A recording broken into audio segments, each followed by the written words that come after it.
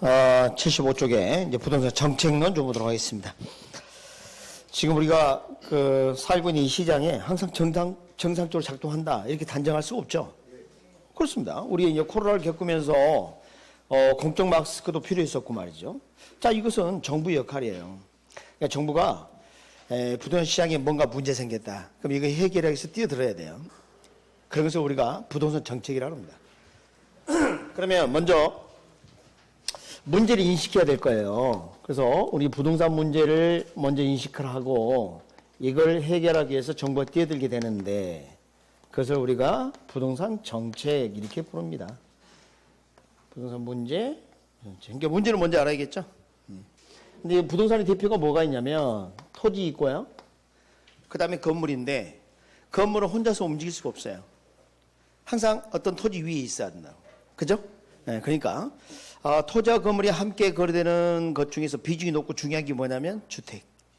그래서 여기가 주택 문제. 그러니까 토지 문제와 주택 문제로 나눌 수가 있는데 이걸 해결하기 위한 정책은 뭐가 있을까요? 토지 정책과 주택 정책이 있겠죠. 응? 이야, 진짜. 항상 2달 만에 물어보는데도, 그럼 출제 가능성이, 자, 토지하고 주택하고 어떤 게 더 높을 것 같아요, 여러분의? 그렇습니다. 문제 부분에 대해서는 출제가 좀 되기보다는 이 파트 중에서 그래도 주택이 좀 관심이 많아요. 그래서 오늘 시간이 좀 되면 주택 정책 일부 좀 학습을 좀 하고 갈 겁니다. 그러니까 이것보다 토지 정책보다 이게 훨씬 더 좀 중요하다. 가능성이 더 높다. 하나 하여간 정책 파트가 많이 나온다. 자, 토지 문제에 들어가겠습니다. 우리가 앞에서 이런 걸 배웠어요. 토지를 물리적으로 만들 수 없다고 배웠었죠? 이걸 뭐라 그래요? 부증성이라 하지 않습니까? 네, 부증성. 그러니까 토지는 물리적으로 만들 수가 없어. 그래서 토지 문제를 둘로 이해할 수가 있습니다. 물리적 문제하고 경제적 문제로 이해할 수가 있어요. 그런데 토지는 물리적으로 만들 수가 없어서 부증성. 아니, 내가 지금 건물을 지어야 되는데 토지는 만들 수 없고 뭐 어떻게 하라는 거야? 물리적 개발이나 매립 등 경제적 이용으로 극복하자. 방금 마지막에 뭐라 그랬어요? 무슨 이용? 경제적 이용. 자, 이게 무슨 말이냐면 물리적으로 한정된 이 토지를 우리가 경제활동에 이용함으로써 용도 변경 등을 하거나 이런 것을 경제적 이용이라고 그래요. 용도 변경 등을 하는 거. 그러니까 우리가 이제 건물을 지으려면 택지를 개발해야 되는 거 아니에요? 그런 걸 다 뭐라 그래요? 경제적 이용이라 그래요. 그러면 모든 토지를 택지로 바꿀 수 있어요? 그건 아니죠. 그러니까 경제 이용에도 한계가 있다는 겁니다. 그래서 노른자의 토지는 한계가 있다는 겁니다. 그럼 아까 우리가 배웠듯이 이런 토지는 서로 가지려 하지 않습니까? 그럼 가격이 싸져요, 비싸져요? 그렇지, 그게 집가구입니다. 그래서 근본적으로 해결책이 없어요. 집가구 현상이 벌어질 수가 있어요. 그래서 이 집가구는 정상적인 집가 상승 수준보다 크게 오른 케이스를 말하는데 이건 이따가 제가 개발 이익 하면서 다시 한번 말씀을 드릴게요. 이런 한계 내에서 주택 문제를 해결해야 합니다. 토지 범주를 벗어날 수는 없어요. 그럼 우리가 뭐 노력한다고 해결이 아니니까. 그러면 이제 주택 문제로 들어오게 되면 두 가지로 이해할 수가 있습니다. 양적 문제와 질적 문제로 이해할 수가 있어요. 양적 문제와 질적 문제. 자, 이 양적 문제는 주택 보급률 이야기하게 되는데 여러분 78페이지 아니다. 76페이지 가요. 76페이지 보시면 주택 보급률 나와 있죠? 그 앞에 뭐라고 돼 있어요? 참자 붙어 있죠? 외우지 말라 그 말이에요. 뭐 식만 나오면 다 외워야 된다고 생각하는데 그거 아닙니다. 그냥 설명하기 위한 도구로 쓰이는 거지 그거 뭐 계산 문제 나오고 그런 거 아닙니다. 네, 그래서 가구 총수 대비 주택 총수가 어떻게 되느냐 이거예요. 곱하기 100 하면 100분율이 될 거고요. 만약에 가구 총수가 100, 주택 총수도 100이에요. 그럼 여기 1이 나오고요. 100%가 됩니다. 그러면 주택은 양적으로 문제가 해결됐다고 볼 수 있을까요? 그게 아니라는 겁니다. 이사를 못 가. 아니 100세대가 살고 있는데 100채 집에 한 세대가 이사 가려고 그래요. 빈집 이사 가야 될 거 아니에요. 그러니까 적절한 공가가 있어야 합니다. 그래서 세계적으로 우리 주택보급률은 적어도 100%를 초과해야 한다. 이게 일단 목표치예요. 100% 무조건 초과해야 돼. 그리고 대개 나라가 목표치로 105% 정도로 잡고 있어요. 105%. 103% 이상 105%까지는 가야 한다. 이렇게 보고 있어요. 지나치게 많아도 문제죠. 근데 우리나라도 거의 105% 육박합니다. 그래서 양적 문제 해결됐고 효율성이나 형평성 문제는 더 이상 거론되는 거 아니죠. 아니에요. 그래도 여전히 문제 남아있어. 왜? 아니 국가 전체는 주택 보급률이 100%를 초과했지만 지역 간 편중 문제 남아있다니까요. 수도권은 여전히 부족하다고 느끼고 기타 지역은 주택이 남아돌고 말이죠. 맞습니까? 구입할 능력이 있어 차이가 있고.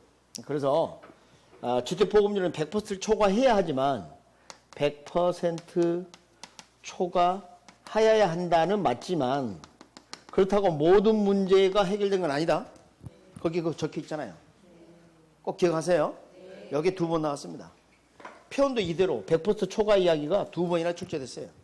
다시 한번 주택 보급률이 100% 초과하는 경우에는 효율성의 형평성 문제가 해결됐다고 볼 수 있다. X. 주택 보급률이 100% 초과한 경우에는 정부는 더 이상 시장에 개입할 필요가 없다. X. 그렇게 2번 나왔다니까. 그렇게. 그래. 그래서 우리가 공가 보면 잡아요. 이동할 수, 이사 갈 수 있는 여윳집이 있어야 돼요. 내가 세대 구성원이 늘어나게 되면 어떻게 해요? 대신할 수 있는 주택 필요하겠죠? 대체 수요.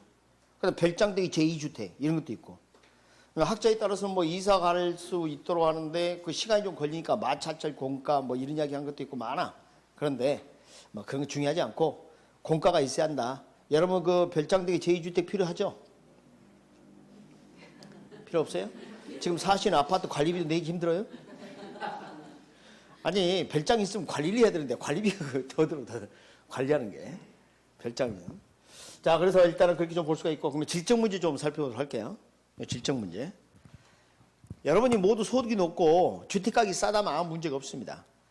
그러니까 고가의 주택가격이 비싸고 그렇죠? 주거비를 감당할 능력이 적고 그러다 보니까 할 수 없이 녹물 나오는 수도꼭지에 녹물 나오는 여러 불만을 초래한 주택이 살 가능성이 높아진다니까. 이런 주택을 뭐라 하냐면 불량주택이라 그래요. 선생님 불량주택은 불량배들이 사는 집입니까? 그 말이 아니고 우리가 이제 한 2가지로 나눠요. 우량, 불량 이렇게 하거나 고가, 저가 이렇게 합니다. 여러분 전에 우리 하향여고 배웠어요? 자 아파트가 이제 신축 아파트를 하지만 이게 영원히 신축 아파트는 아닌 거예요. 노화되고 값이 떨어지고 재건축이 확정이 안 된다면 수도꼭지 녹물이 나오면 고소득층은 다른 데로 이사 가죠? 그 집을 소득수준 낮은 사람에게 넘겨주는 거예요. 그래서 이게 필터링 다운 그래서 하향여가 그랬었어요. 오늘 처음 오신 분 4분을 위해서 그렇게 얘기하는 거예요 지금. 모를 것 같죠? 내가 찍어봐? 우리 딱 보면 알아. 처음 오시면 누구인지. 마스크를 써가지고 그렇게 보였나? 그래서 자, 이 실적 문제는 이제 불량주택과 관련이 좀 있는데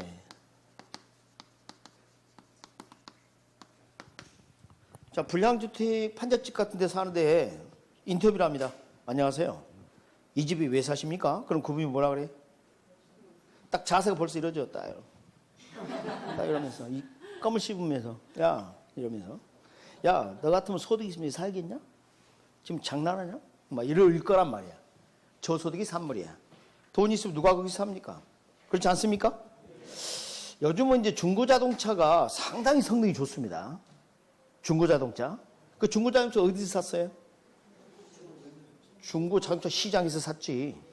그럼 시장이 하는 중요한 기능 중에 하나가 자원 배분 기능입니다. 그게 낡은 차든 새 차든. 맞습니까? 그러면 저렇게 노후된 주택을 구입하는 거 어디서 구입했습니까? 부동산 시장. 어디? 부동산 시장에서 샀어요. 그럼 시장이 자원을 배분하는 기능을 했어요? 안 했어요? 했어요. 그럼 우리가 시장이 제대로 자원 배분 못하면 마켓 페일리어라 해서 시장 실패로 부르는데 이건 시장 실패가 아니라니까. 시장이 제 기능 했다고. 시장이 망해먹은 게 아니야. 구입 능력에 맞춰서. 오케이? 됐습니까? 이거 시장 실패도 아니다. 아니다. 이따 시장 실패 또 하도록 합니다. 그 다음에 만약에 정부가 아유 노후된 주택 판잣집 다 철거해버려. 그럼 더 이상 저소득층이 사는 이 불량주택 없다? 옮겨서 또 지어. 판잣집. 철거로 해결되는 게 아니야. 맞습니까? 그럼 아까 제가 인터뷰할 때 왜 여기서 사십니까? 그분이 뭐라 그랬어요? 네가 소득이 높다면 여기 살겠냐? 그 말 했죠? 그렇습니다. 해결책은 소득이 높아지는 거예요. 저절로 해결돼요. 소득 수준이 높아지면. 그래서 대한민국 정부는 집 없는 사람에게 아파트 구입하라고 모두 다 5억씩 나눠줍니다. 국가 부도입니다. 그렇게 할 수는 없죠? 그럼 어떻게 해야 돼요? 어떻게? 자, 봅니다. 우리 사실 아주 큰 만족을 가져오진 않지만 최저 주거 수준을 만족할 수 있는 정도의 공공 임대주택을 건설해서 저렴한 임대로 공급한다든가. 맞습니까? 그 다음에 주택을 구입 자금이 좀 부족한들에게 혜택을 좀 주기 위해서 분양가 상한제를 실시한다든가. 임대료 규제를 한다든가. 이런 거 하는 거예요. 그래서 그게 주택정책이에요. 보조금 주고 뭐 주택 바우처 들어본 적 있습니까? 뭐 그런 거. 누구를 위하여? 고소득층을 위하여, 저소득층을 위하여. 그러니까 앞으로 배울 얘기 그겁니다. 대부분. 그래서 한번 잠깐 눈으로 도장 한번 찍어보죠. 어디로 좀 가자면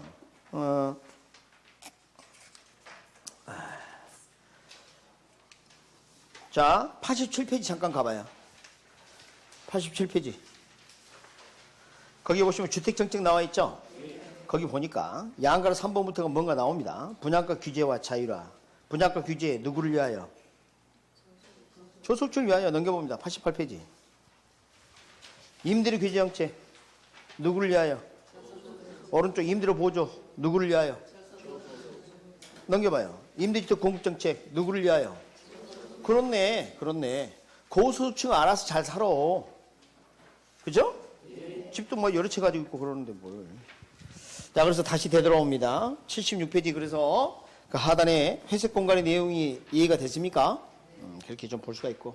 자, 이제는 우리가 좀 개념을 용어라고 볼 수 있는데 좀 정리할 게 좀 몇 개 있습니다. 한 5가지를 좀 정리를 해야 되는데 우리 시험 문제는 지금 오주선다다 보니까 그 성격에 따라 뭘 골라라 이런 문제 나올 수가 있어. 그래서 이 용어를 좀 이해를 하도록 하는데 제가 그림을 그릴 건데 이 그림은 알려고 하지 마세요. 결론만 알면 돼. 여러분 뭐 그림을 어떻게 다 기억합니까?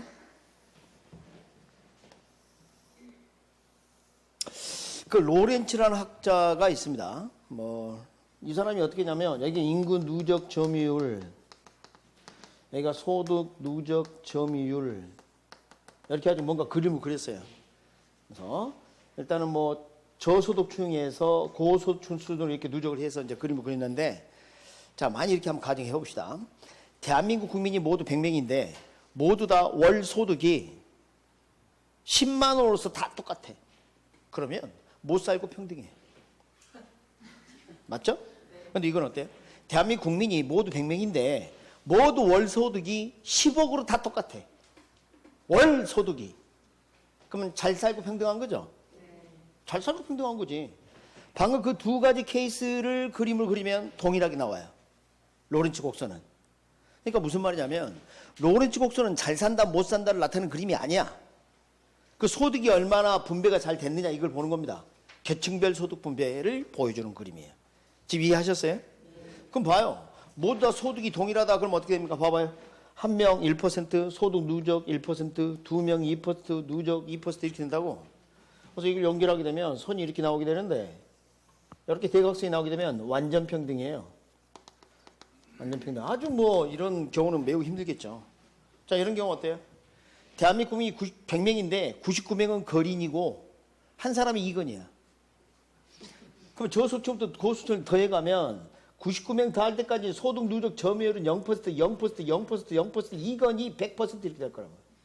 이게 완전 불평등입니다. 완전 불평등. 대충 이해 갑니까? 그런데 우리가 나라들의 로렌츠 곡선을 그려보면 되게 이렇게 그려지지 여러분 극단적인 스타일이 잘 안 나타나요. 여기 이제 우리나라 거고요. 미국 걸 그려봤더니 이렇게 됐다. 예를 들어서. 그럼 어느 나라가 더 평등한지 판단하기 힘들어. 자, 우리가 이미 금리를 처음 그렸을 때 이쪽으로 갈수록 평등하고 이쪽으로 갈수록 불평등이죠? 그럼 봐요. 요것은 우리가 더 평등하고요. 여기는 미국이 더 평등하고 그래. 아, 이 국가 간에 비교가 안 되네. 좀 가만히 있지. 진이가 또 나섰다는 거 아니에요? 진이란 사람이?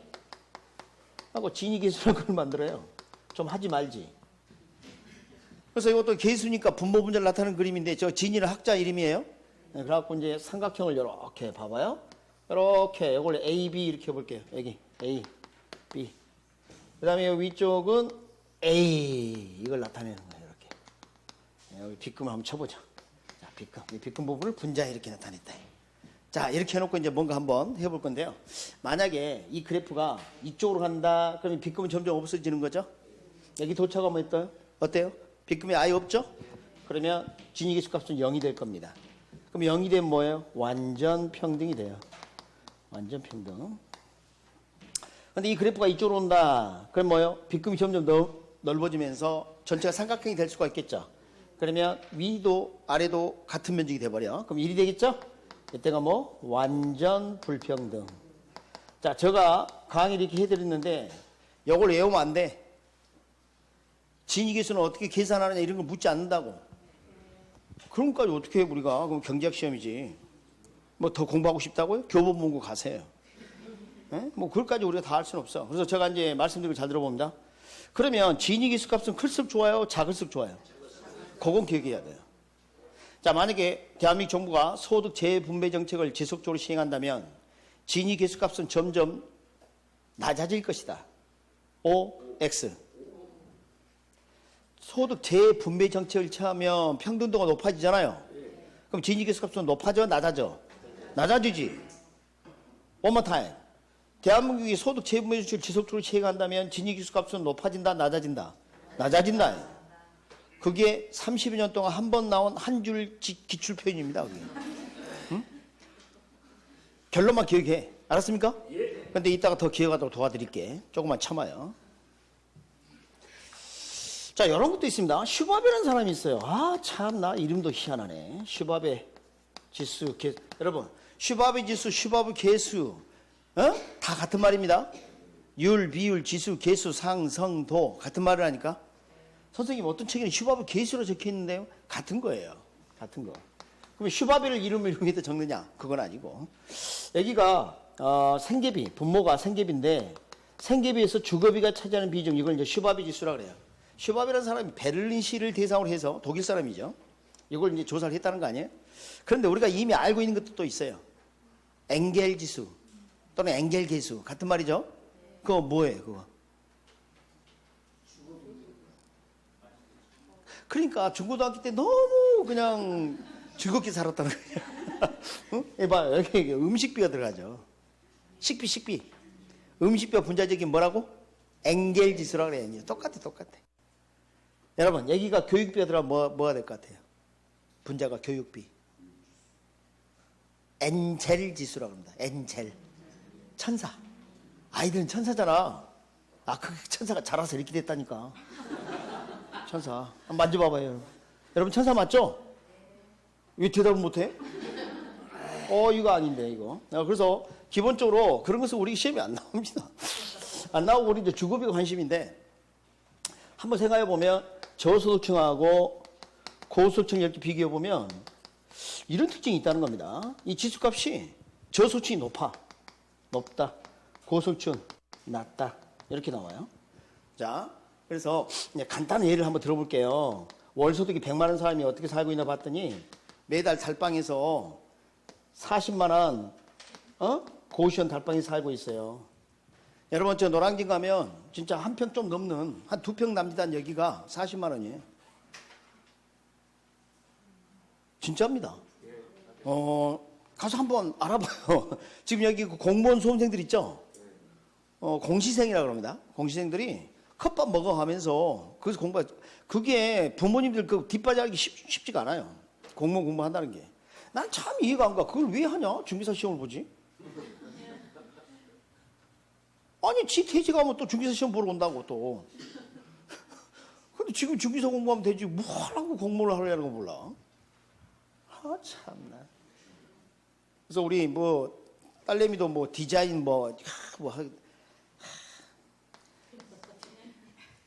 근데 언젠가는 그렇게 되겠지만. 그러면 여러분, 고소득층 봐봐요. 야, 전에 보니까 진짜 실제로 있는 이야기인데 무슨 정치인이 생활비를 얼마 쓰냐 봤더니 한 달에 한 2억 쓴다는 거예요. 진짜로.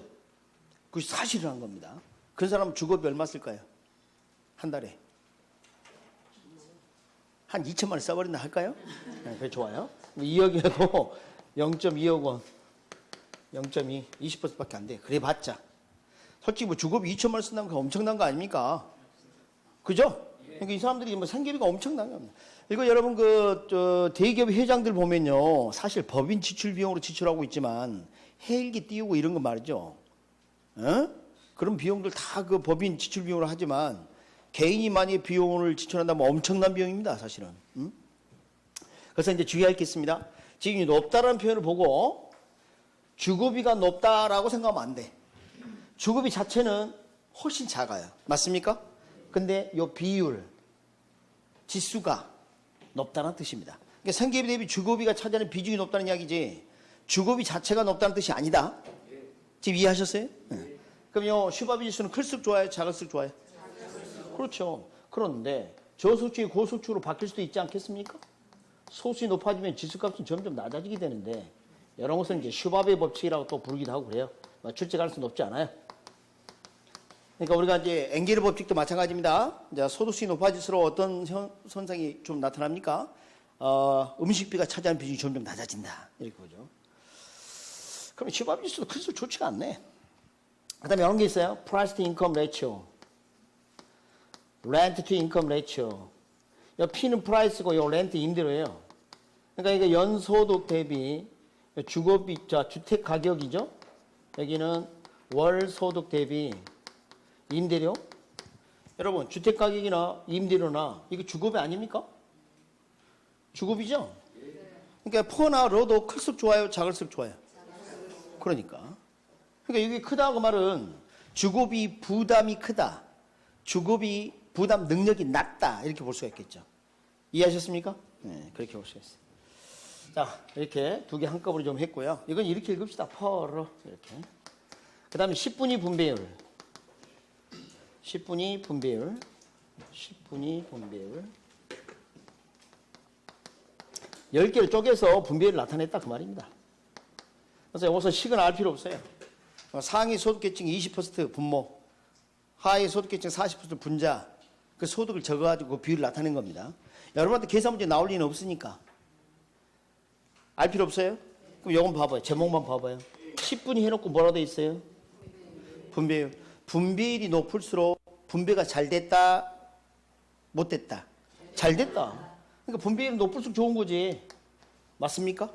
그러니까 요놈 빼놓고 나머지는 클수록 좋지가 않은 거죠. 이거 뭐가 있었습니까? 지니계수, 슈바베 지수, 퍼러 이렇게 되어 있지 않습니까? 그래서 이것을 기억을 이렇게 합니다. 이것들은 클수록 좋지 않으니까 지니, 슈바, 퍼러 이렇게 기억합니다. 그리고 이제 앞에다가 이런 말을 붙이면 조금 실감이 납니다. 시작. 이런 지니, 슈바, 퍼러 이렇게 합니다. 싫어요? 이렇게. 그럼 자, 다음 중 그 값이 클수록 바람직하지 않는 거, 뭐 또는 뭐 지문으로 쓸 수도 있겠죠. 그래서 좀 대비를 좀 했으면 좋겠어요. 이 정도면 되겠어요. 뭐 더 필요 없고. 결론을 꼭 기억해 주시기 바랍니다. 자, 부동산 문제의 특징은 중요하지 않고요. 넘겨볼까요? 부동산 정책입니다. 부동산 정책. 자, 드디어 이제 뭡니까? 이 문제를 해결하기 위해서 정부가 뛰어든다는 거죠? 네, 뛰어든다는 거예요.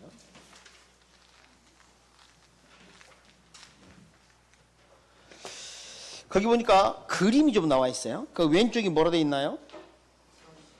시장 실패. 오른쪽은 정부 실패. 제가 아까 시장 실패 이야기는 잠깐 말씀을 드렸어요. 자원 배분의 비효율성. 이렇게 표현할 수 있겠죠? 비효율적 자원 배분. 그렇죠? 자원 배분. 어려우니까 이렇게 표현할게요. 자, 이게 있으면 정부가 개입해야 되지 않겠어요? 정부가 개입을 해서 뭔가 문제를 해결시켜야 돼요. 근데 여러분, 정부가 개입하면 항상 좋은 일만 생기는 거 아닙니다. 자, 한번 봐요. 만약에 시장 실패의 크기가 100이야. 근데 이걸 해결하기 위해서 정부가 뛰어들었어. 그리고 이 100을 해결했어요. 근데 봤더니 돌아서 보니까 망친 게 200이야. 그럼 괜히 뛰어들었잖아.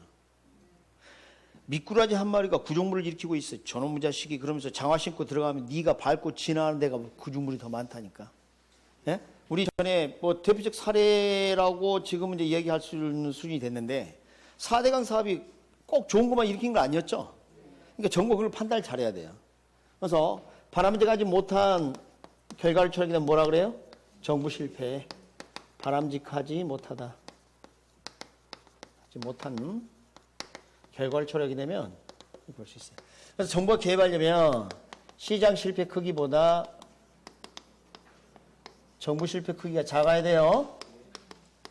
이해하셨어요? 네. 정부 개입이 더 망치면 안 되지. 그럼 개입한다. 자, 저 정부 실패 크기 더 작은 것 같아. 그래서 개입을 해.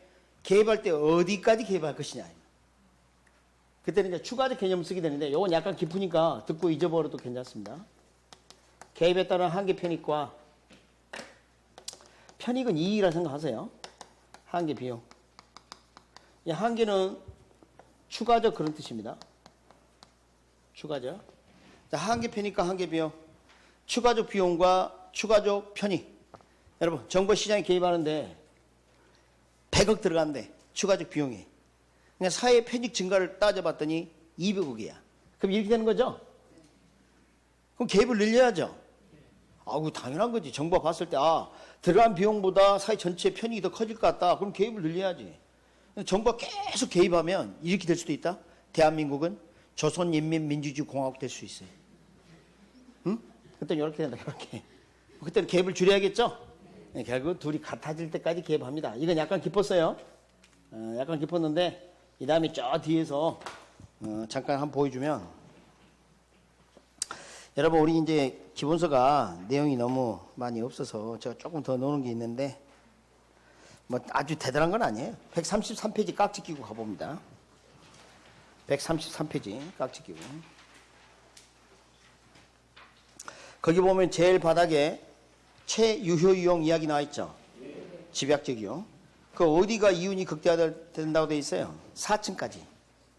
보이세요? 그림? 4층까지? 4층이 뭐예요? 커피숍이죠. 5천만 원, 5천만 원 서로 같죠. 이때가 이윤이 극대화된다는 게 입증이 되는 그림입니다. 그러니까 어디까지가 최유용인지 판단하는 기준이 이거예요, 이거. 그래서 약간 깊었죠? 네, 약간 깊었어, 이건. 그래서, 우리가 채용한다고 해서 뭐, 이윤을 극대화하는 건데, 결국은 추가적 편익이나 비용이 일치하는 수준까지 가면 가장 바람직한 상황이 될 수 있다. 이 정도도 좀 깊지 않을까, 이 생각이 들어요. 그래서, 뭐, 더 설명 안 하겠습니다, 이것은. 이 정도. 자, 이것보다, 이게 중요합니다. 시장실패 원인. 이게 이제 중요해요. 그래서 이걸 좀 중점적으로 학습을 하시기 바랍니다. 시장실패 원인. 여기 중요해요. 지금까지 한 것은 그냥 어떤 개념상 내용입니다. 원인. 자, 어떨 때 시장 실패가 생길까? 시장 실패가 뭐라고요? 읽어봐요. 아니. 시장 실패가 뭐냐고. 비효율적 자원비해법. 자원비해법의 비효율성. 자, 첫 번째. 규모의 경제가 그런 일을 일으킬 수가 있어요. 규모의 경제. 야, 이 규모의 경제. 규모는 스케일입니다, 영어로. 그다음에 경제는 돈이에요, 돈. 그래서 영어로 economies of scale이라고 그러는데, 규모가 커지면 돈이 된다, 이렇게 생각하시면 돼. 그냥. 알았죠? 자, 규모가 커지면 돈이 된다, 이렇게 생각하시면 돼. 그러니까 뭐냐면, 우리가 이제 생산 과정이 있어서 설비를 대규모로 해서 대량 생산하면 생산비가 절감되는 효과가 생기게 됩니다. 그런 것을 economies of scale이라 가지고 규모의 경제라고 그래요. 생각해 봅시다. 자동차 한번 봐봐요. 이게 참 좋은 사례예요. 여러분, 자동차는 대량 생산을 하지 않으면 생산비 절감 효과가 안 나타나요. 자동차 하나 수작업으로 만든다. 부품만 2만 가지 이상이 들어가는데 그걸 일일이 만들게 되면 비용을 감당할 수가 없어요. 대량 생산 시스템을 갖춰야 돼요. 천만억짜리 숫자가 들어갑니다, 돈이. 여러분, 전에 삼성이 자동차 시장에 뛰어들었다가 고지를 면치 못했죠? 봐봐, 그 쉬운 일이 아니라니까, 이 자동차라는 게. 그래서 막 닛산 그 기술 거의 다 도입해가지고 큰 100개에서 만들고 그러지 않았어요? 근데 지금은 약간 좀 달라졌지만. 그래서 이 규모의 경제는 이렇게 될 수가 있어요. 자동차 생산 설비를 갖출 수 있는 기업은 대기업이다, 중소기업이다. 그러니까. 그래서 대규모 자본이 아니면 생산할 수가 없어요. 그럼 저절로 독점이 생길 수가 있어요. 이걸 자연 독점이라고 부르기도 하고요. 과정, 적을 꽉자. 독자는 홀로 독자. 과는 뭐예요? 적을 꽉자. 그럼 이제 어떤 일이 벌어지느냐? 자, 나 말고 생산하는 기업이 없어요. 그럼 물건을 많이 만들어? 적게 만들고 비싸게 만든다니까? 그렇죠? 그러면 과소 생산이 될 가능성이 있어요. 시장에 필요한 만큼 생산이 되는 거예요? 아니에요. 자원 배분의 비효율성이 생긴다는 거예요. 이해되십니까? 두 번째, 공공재도 한번 보도록 하겠습니다. 이 공공재 비경합성과 비배제성, 비경합성과 비배제성 이것 자체도 출제했어요. 이 표현도 공공재 얘기 나면 이 두 가지도 기억을 해야 합니다. 비경합이라는 것은 경합이 없다는 이야기예요. 비배제는 배제시킬 수 없다는 뜻이고, 그러니까 공공재는 이런 특징이 있는데, 여러분 그 이야기를 먼저 하면 좀 헷갈려. 그래서 한번 생각해봐요. 여러분 그 KTX를 내가 이용한다. 그럼 이것은 공공재 아닐까 이렇게 생각하는데 수수 공공재가 아니에요. 사회 간접 자본 시설이고 공공성이 강한 건 맞지만 이 공공재 정의에 맞지 않습니다. 자, 비경합성이란 어떤 한 사람의 소비가 다른 사람의 소비를 감수시키지 않아야 돼. 자, 이분은 눈을 안 마주치지만 이분은 대한민국 국방 서비스 쓰고 계십니다. 맞습니까? 그러니까 이분이 다 써버려서 이분이 쓸 게 없거나 그래요? 어떤 한 사람의 소비가 다른 사람의 소비를 감소시킵니까? 아니다. 이런 것을 비경합성이라고 그래요. 그러나 KTX는 안 그래. 어떤 사람이 좌석을 차지해버리면 다른 사람은 앉을 수가 없다니까. 라이벌이 생긴단 말이에요. 이해하셨어요? 그 다음에 이분은 세금을 낸지 안 낸지는 모르겠지만 세금 한 푼 안 내도 지켜줍니다. 너 세금 안 내니까 너는 독도 저 끝에 바닷가 2호도로 가. 뭐 이거 안 된다는 거예요. 그렇죠? 배제시킬 수가 없어요. 그게 순수 공공재. 그러면 저절로 프리라이더, 무임승차자가 생기게 돼요. 무임승차자. 대가를 치르지 않고 이용하는 사람이 생기게 됩니다. 따라서 이것을 민간기업에 공급해라. 그럼 이게 쉽게 공급이 안 돼요. 감당할 수가 없어요. 그러니까 정부나 지자체가 재원을 마련해서 공급해야 한다는 겁니다. 그냥 놔두게 되면 어떤 문제가 생길 수가 있어요. 그래. 과소생산. 이 과소생산 몇 번 나왔다는 거 아니에요? 이게 중요합니다. 공공재는 과소생산된다는 거. 우리 부동산은 공공성이 강하다 보니까 그런 거하고 좀 무관하지 않아. 그래서 정리를 좀 해주시고. 세 번째, 정보의 비대칭성 또는 불확실성, 불안전성 다 뭐 같은 이야기예요. 여러분 비대칭이 뭐예요? 대칭이 안 된다는 이야기죠. 종이 반 접어서 물감 칠한 다음에 묻혀서 딱 떼면 어떻게 돼요? 양쪽이 같죠? 이걸 데칼코마니라고 그러죠? 이걸 대칭. 그러나 비대칭은 뭐예요? 한쪽이 정보가 쏠렸다는 겁니다. 그러다 보니까 어떤 일이 생기느냐? 역선택과 도덕적 해이가 생깁니다. 역선택과 도덕적 해이. moral hazard. 주인 대리 문제 이렇게도 불러요. 지금 여기에 대한 설명, 구체적 설명을 여러분 교재를 한 장을 잠깐 넘겨봐요. 적지 말아요. 그래서 한 장 넘겨봐라고. 기본서에 없는 거 좀 적어놨어. 하도 답답해서. 거기 있죠? 한 장을 넘겨봐라니까. 거기 설명이 있다니까. 그러니까 적지 마요. 나중에 한번 읽어봐요. 제가 설명할 때 듣고 나중에 읽어보면 그게 다 있어요. 여기 잠깐 봐요. 먼저 역선택. 우리가 이제 감춰진 특성이라고 합니다. 포인트가 과거 정보야, 과거 정보. 과거 정보. 자, 예를 들어서 집을 팔려는 사람이 있어요. 근데 그 집에 어떤 결함 하자는 본인이 더 잘 알죠. 매수인이 잘 모르는 거 아니야. 그러니까 그게 이제 역선택을 할 수 있다면 매수자가. 다른 예 들어볼게요. 우리 정치인들 투표를 통해서 선거하는 거 있지 않습니까? 이거 말이야. 과거 경력을 막 숨기거나 막 잘못하게 되면 역선택 할 수 있죠? 뭐 그런 겁니다. 그럼 이 도덕적 해이는 뭐냐? 감춰진 행동이라고 합니다. 미래 정보. 아니, 우리 아가씨들 생각해봐요. 과거 없는 남자가 좋잖아. 아가씨들, 과거 있는 남자 좋아? 과거 없는 남자 좋아? 있는 남자가 좋다고? 발음을 좀 정확하게 이러지 말고. 없는 남자? 없는 남자. 그래. 근데 만약에 잘못해갖고 있는 남자 선택했어. 그럼 역선택이야. 근데 내가 선택을 잘했어. 진짜 깨끗한 과거를 가진 남자야. 그런데 이제 사귀기 시작한데 새로운 과거를 만들기 시작해. 나하고 말고 다른 사람하고. 그게 도덕적 해이에요. 도덕적 해이. 여러분 우리 저 정치인들 어떻게 됩니까? 정치인들. 아니 투표할 선거할 때 어떻습니까? 막 바닥에 막 절하고 난리를 치고.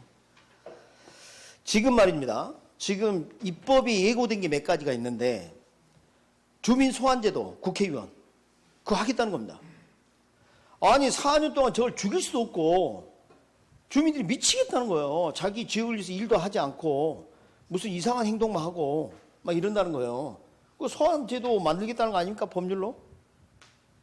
지금 다수당이 민주당 아니에요? 네. 그래서 거기에서 지금 입법 예고를 벌써 지금 뭐 준비하고 있단 말이 있어. 여기 봐봐요. 우리가 주인이고 지가 대리인인데 지가 주인처럼 행동한다니까. 여러 가지 문제가 있습니다. 국회의원 자식은 큰 죄를 지어도 솜방망이 처벌하고 없는 자는 감옥에서 인생 썩고 뭐 그러지 않습니까? 지금 현실이잖아요. 그게 뭐 제가 뭐 틀린 말 했습니까? 유전 무죄, 무전 유죄 그런 말이 빈말이 아니지. 그런 것들을 막고 우리는 공평한 사회를 만들기 위해서 법이 필요하다니까요. 입법이 빨리빨리 안 되는 게 문제야. 그래서 여하튼 간에 정보의 비대칭성은 자원 배분의 문제를 일으킬 수 있어요. 여러 가지 측면에. 맞습니까? 이루 말할 수가 없어. 네 번째, 외부 효과. 자, 이 외부 효과는 바로 자세히 살펴볼 건데 먼저 외부 경제와 외부 불경제. 일단은 이게 과수 소비 생산, 과대 소비 생산을 낳습니다. 좀 더 설명하도록 하고 당장 이 외부 경제가 외부에 유리한 작용을 가하는 거예요. 일단 좋은 뜻이야. 오케이? 여러분 공공재 그러면 느낌이 좋은 거예요? 나쁜 거예요? 좋은 거죠. 규모의 경제는? 규모의 경제가 나쁜 거예요? 요걸 일으켜서 나쁜 거지. 생산비가 절감되는 효과는 좋은 거지 분명히. 그러니까 여러분 이제 시험 볼 때 이제 조심해야 될 게 저 세 가지가 등장했을 때 긍정적인 표현이다 보니까 시장 실패 원인이 되지 않는다고 단정하지 말라고. 오케이? 이거 봐봐요. 제가 뭐 적어놨어 여기다가. 양갈 2번 시장 실패 원인. 옆에 다이아몬드. 긍정적인 표현이 규모의 경제, 외부 경제, 공공재가 시장 실패 요인임에 주의. 오직하면. 일단 물어보면 또 틀려. 치사합니다. 저가 이제 설명하다 딱 물어보면 또 틀리고. 정신 바짝 차리고 이제 한번 들어가 봅시다.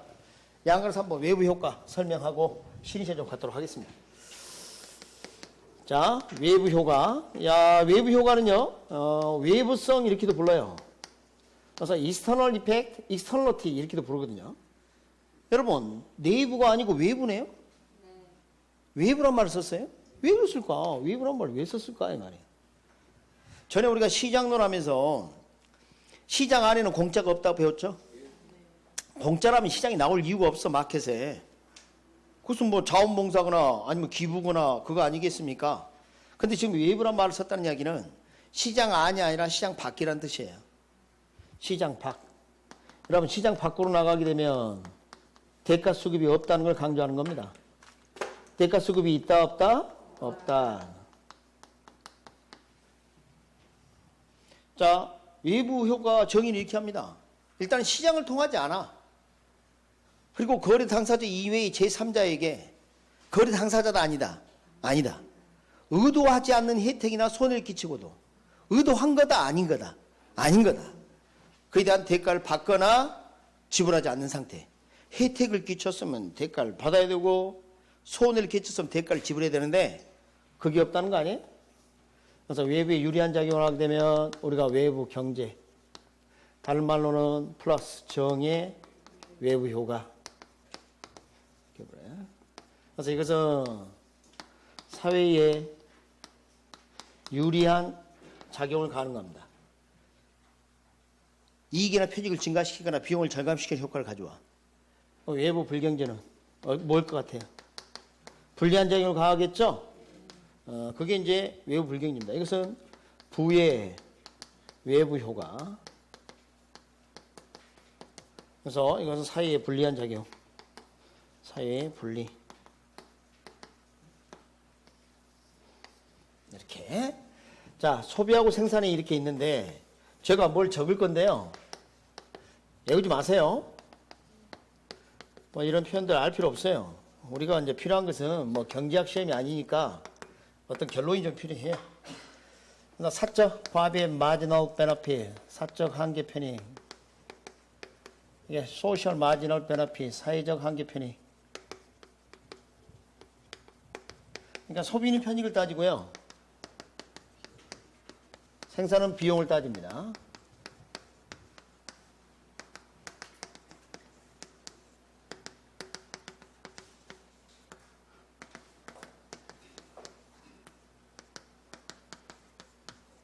자, 여러분 그 교재를 보시면 표에 사적이라는 단어에 점선이 그어져 있을 거예요.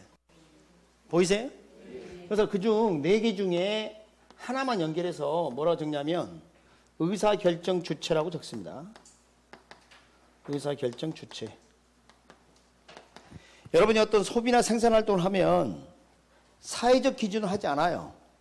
본인 자신의 기준을 하지. 심지어는 아이에게 이 아이는 착해요 이런 말은 어머니 입장에서 바람직하게 생각하는 거예요. 말 잘 들으면 무조건 착한 거죠. 근데 어머니가 잘못 판단해요. 뭔가 오판을 했다 이 말이야. 근데 그것마저도 따르면 착하다고 이야기하잖아. 그러니까 여기서 말은 착한 것은 꼭 선한 거다 이렇게 말할 수가 없어 이게. 그래서 참 문제입니다. 응?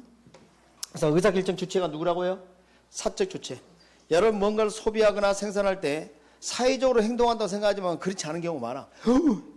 아니 빌 게이츠는 엄청난 돈을 기부하는데 그건 사회적 행동 아닙니까? 아니라니까. 자기는 기부하고 기분 좋아한다니까. 아 우리가 보기엔 어때요? 오, 저 돈 있으면 놔주지. 저런 데도 아니냐? 이러는데 본인은 그걸 기부하면서 만족을 느끼는 거예요. 자기 만족을 위해서 행동하는 겁니다. 사실은. 사실은 좋은 결과를 가져온 것이지만 일단은 아니라고 하지 마세요. 일단 그래야 시험 볼 때도. 자, 그래서 이제 여기 요거 설명할 건데요. 사례가 요거 참 어려워요. 특히 이제 외부인들 사례가 좀 어렵기 때문에 이런 사례를 들게요. 자, 이분 오늘 이제 타겟이 되셨습니다. 이분이 오늘 장미를 한 송이당 1,000원 해서 10송이를 사서 수업을 듣고 계십니다. 장미를 옆에 놓고 집에 가져가실 거야 지금. 듣고 있어요. 그거 저한테 주거나 그러진 않고. 근데 옆에 장미 보니 기분 좋죠. 딜. 돈 내놔. 기분 좋으면 돈을 내놔야지. 대가 수급이 있다 없다. 제가 그 이야기 하려고 하는 거야. 그러면 이분이 장미 10송이를 소비하면서 느끼게 되는 추가적 만족이 100이라고 치자고. 한계가 추가적이라고 그랬죠? 아까 한번 적어줬잖아. 추가적. 개인이 느끼는 추가적 10송이를 추가 소비하면서 느낄 만족이 100. 근데 주위 분들 만족이 130 이렇게 늘었어요. 지금 이렇게 커졌단 말이에요. 30만큼 더 늘어났어. 그런데 만약에 이런 일이 있다. 주위 분들이 기분이 좋다면서 세 분이 1,000원씩 걷어주는 게 관행이다. 관례다. 그게 기본이다. 그러면 이분은 장미를 애초에 13송이를 살 가능성이 있어. 왜? 강의실 들어가면 3,000원 받을 것 같으니까. 그렇지 않겠어요? 그러나 13송이 샀어요? 10송이 샀어요? 10송이 사고 끝난다니까. 그러니까 사회적 수준에 미달하는 과소 소비를 할 가능성이 있어요. 어때요? 틀린 말 아니죠? 그죠? 틀린 말 아니에요? 오, 그럴싸하네. 그럼 여기 한번 봐봐요. 요건 말이죠. 전에 그 과소업자, 양보업자 하니까 너무 좀 지겨워, 이제. 그래서 좀 다른 사례 한번 해볼게요. 자, 얘가 이제 도로고, 막 농지가 이렇게 있어요. 근데 이제 갑이라는 사람이 농지가 이기고, 을, 병 이렇게 있어요. 근데 여기에가 이렇게 길이 있는데, 이 길이 아주 불편해요. 그러니까 농기기 들어가기도 힘들고. 그래서 이 갑이 농로를 이렇게 개설했어요. 돈을 100만 원 들여서 개설했어. 그럼 이분은 비용이 100만 원 들었죠, 갑은? 그럼 어른 봐요. 여기에서 바로 이렇게 오게 되면 훨씬 더 비용이 절감되는 그런 효과가 있을 수 있다니까? 농로가 개설되면? 맞습니까? 여기까지는 비용이 절감되잖아요. 그러니까 사회적 비용 절감 효과가 있는데도 불구하고 저 농로 개설은 잘 안 돼. 갑이 열받아. 나는 비용 100 들었는데 지네들은 뭐야? 비용 안 들이고 이익을 얻으니까. 자, 봐봐요. 본인은 지금 100의 비용이 들었지만 사회적으로는 비용 절감 효과가 나타났죠? 을하고 병에게. 그러니까 사회 전체 비용은 80밖에 안 될 수도 있다는 겁니다. 이렇게. 근데 그냥 놔두면 어떻게 돼요? 농로 개설은 잘 안 이루어져. 그래서. 저런 게 뭐예요? 사회 간접 자본 시설이에요. 그럼 어떤 지역이 발전하려면 SOC가 그래서 중요하다는 겁니다. 가장 중요한 게 뭐예요? 도로예요. 지역 발전에 가장 큰 영향을 미치는 게 뭐라고요? 도로예요, 도로, 사실은. 그래서 도로가 확보가 안 되면 경제 활동에 큰 영향을 미치게 돼요. 그러니까 잘 봐봐요. 도로가 가장 발달된 지역이 어딘가? 잘 될 수밖에 없어. 사회 간접자본 시설이 잘 돼 있으니까. 여러분 비용 절감의 효과는 개인의 경제 활동에 엄청난 영향을 미친다는 거 아니에요? 그냥 이거 봐봐요. 그냥 놔두면 어떻게 돼요? 과소 생산될 가능성이 있어요. 맞습니까? 이럴 가능성이 있어요. 여기서 하나 짚고 넘어가겠습니다. 외부 경제는 주위에 유리한 작용을 가하는 건 맞죠? 따라서 시장 실패 원인이 아니에요. 그죠? 외부 경제도 시장 실패 원인이라고 그랬잖아, 아까. 아? 봐. 아까 틀리기 쉽다고 말하는 게 이것 때문이에요. 주의하세요. 방금 아 하거나 이렇게 또 물은 거기다 벌풀 쳐야지. 네? 외부 경제도 시장 실패 원인이라는 걸 잊지 마세요. 순간 착각합니다, 이게. 조심하세요. 그럼 봐요. 사회에 유리한 작용을 가했나요? 사회에? 그럼 사회적 편익을 키워주고 사회적 비용은 절감시키주는 효과가 있었다는 거죠. 이해하셨어요? 네. 이게 외부 경제입니다. 외부 경제. 아직 멀었어요. 결론을 기억하면 되는데 아직 멀었다고요. 이런 것까지 외우려 하지 마요. 안 해도 돼. 다행이죠? 가슴 쓸어내렸어요? 자, 이제 봅니다. 여기 봐요. 오염물질하고 관련된 이야기를 좀 할게요. 어떤 분이 담배를 피우는데 한까치 피우는데 만족이 100이랍니다. 근데 지나간 분이 냄새를 안 맡았으면 모르는데 냄새를 맡아버렸네. 그럼 사회적으로 마이너스 요인이 생겨버린 거죠? 사회적 만족은 80밖에 안 될 수가 있다는 겁니다. 이렇게. 근데 담배 피우는 것을 억제하지 않고 제재하지 않고 그러면 막 그냥 강의실에서 담배 피우고 막 차 안에서 피우고 그럴 거란 말이에요. 그냥 놔두게 되면 어떻게 돼요? 과대 소비를 할 가능성이 있겠죠? 네. 맞습니다. 왜? 자기 만족을 기준으로 하니까. 자 봐요. 사회에 불리한 작용을 가했죠? 사회적 편익이 줄어들게 했다. 오염물질을 배출하는 기업들, 이 오염물질 정화하지 않고 배출하게 되면 본인의 생산비는 100이 들지 몰라도 사회적으로 그 비용이 증가한다니까요? 맞습니까? 이걸 뭐 제재를 가하지 않으면 어때요? 자기가 비용이 적게 든다 생각하고 과대 생산을 해버린다니까? 과대 생산. 이런 문제점이 있어요. 그럼 여러분이 정부 입장이라면 이것들은 어때요? 소비가 적고 생산이 줄어들으니까 정부가 보조를 해주거나 지원을 또는 조장을 해줄 필요가 있겠죠? 그 다음에 이건 어때요? 억제시켜야 되겠죠? 그러니까 벌가금이나 과세 등을 이렇게 해야 될 것이다. 그러면 자 이제 중요한 이야기 합니다.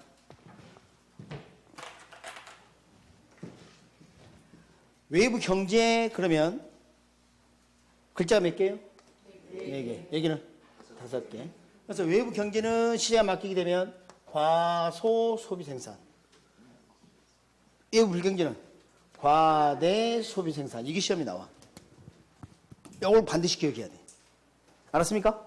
자, 외부 경제는 시에 맡기면 뭐라고? 과소 소비 생산. 외부 불경제는 과대 소비 생산. 그런데 시험이 이렇게 나왔어. 정의 외부 효과, 부의 외부 효과. 또 글자 열심히 세봐야 6글자로 똑같아. 어? 또 어디 들은 건 있어가지고. 자, 그렇게 해주시면 되겠어요. 자, 그것을 꼭 좀 기억을 해주시고, 이거 좀 하도록 하겠습니다. 사실 우리가 이제 그림을 그린다 그러면 그래프는 총 12개를 그려야 합니다. 일단 이렇게 4가지. 그리고 이들이 영향을 미치는 거 4가지. 그 다음에 이런 상황이 됐다. 그럼 정부가 규제를 한다. 또는 조장을 한다. 그럼 각각 4가지. 총 몇 개? 12개. 그러나 우리 시험에서는 2개만 알면 돼요. 자, 만약에 내가 생태공원이 조성됐다. 공공재죠? 쇼핑센터가 또 개설되거나. 그러면 지금 여기가 주거지역이에요. 주거지역은 쾌적한 주거환경, 생활의 편리성 높아져요. 그럼 이 주택에 대한 수요는 증가하겠죠? 그럼 가격은 상승할 수 있고 거래량은 증가할 수 있다. 그러니까 정의 외부 효과를 받는 경우입니다. 그런데 이런 경우는 어때요, 여러분? 자, 요 기업 봐봐요. 요 기업. 요 기업은 오염물질을 배출하는 기업입니다. 정화도 하지 않고. 그럼 어떻게 돼요? 아까 과대 생산한다 그랬죠? 그러니까 지금 이 생산량이 과대 생산이고 가격도 싸. 왜? 자기는 생산비 적게 드니까. 그럼 시장에서 가격도 싸게 하고 동일한 품질의 제품을 공급하게 되면 훨씬 더 잘 팔리지. 그럼 이런 기업을 그냥 둬서는 안 되겠네. 정부가 규제를 강화한다. 다시 말하면 벌가금을 부과하거나 오염 물질 정화 시설을 꼭 설치해라 한다든가 그러면 공급은 감소해 비용이 증가하니까 그러면 만나는 점이 어떻게 됩니까? 생산량이 감소하고 가격은 상승하죠? 이건 정상화되는 과정이에요. 오케이? 네. 그래서 이것은 외부 불경제, 부의 효과를 제재를 가하는 경우, 규제하는 경우에 해당이 됩니다. 그러면 79페이지에 자 79페이지에 거기 가운데 있는 그림 봐봐요. 가운데 그림 찾았어요? 거기에 큰 박스. 자 빨리 가요. 79페이지. 자 외부 효과를 일으키는 주체 찾았나요? 거기 보면 이미 학습한 내용이라고 있죠. 보이세요? 외부 경제는 뭐라고? 과소 소비 생산. 외부 불경제는 과대 소비 생산. 근데 외부 경제가 왼쪽에 외부 효과 예하를 받는 주체에게 뭔가 예하를 미치고 있어. 소비 생산에 유리한 작용을 하죠. 그럼 수요 공급이 모두 증가할 수 있다니까. 그러니까 아까 생태공이 조성되어서 주택이다 수요가 증가하는 케이스가 기억. 그게 1번 그래프의 밑에. 됐습니까? 이제 다시 오른쪽으로. 자, 외부 불경제 봅니다. 정부 규제 통제했죠? 그럼 적정 수준으로 수요 공급이 감소하죠? 공급이 감소하는 케이스. 그 그림이 80페이지에 있다니까. 부의 외부 불경제를 규제하는 경우 공급이 감소. 요건 그래프는 안 나오고요. 지문으로 반드시 출제됩니다. 최근 출제가 계속되고 있는 파트야. 절대 놓쳐서는 안 돼. 아시겠습니까? 여러분 그래프 12개 할 거예요? 2개만 할 거예요? 2개만 해. 2개만. 시험도 2개밖에 안 낸다고. 응? 다행인 줄 아세요? 네. 자 그렇게 하시고 거기 그 80페이지 그 박스부터 오른쪽 박스까지 이따 뭐 쉬는 시간 한번 읽어보신다든가 이렇게 하도록 합니다. 자 쉬는 시간 갖겠습니다.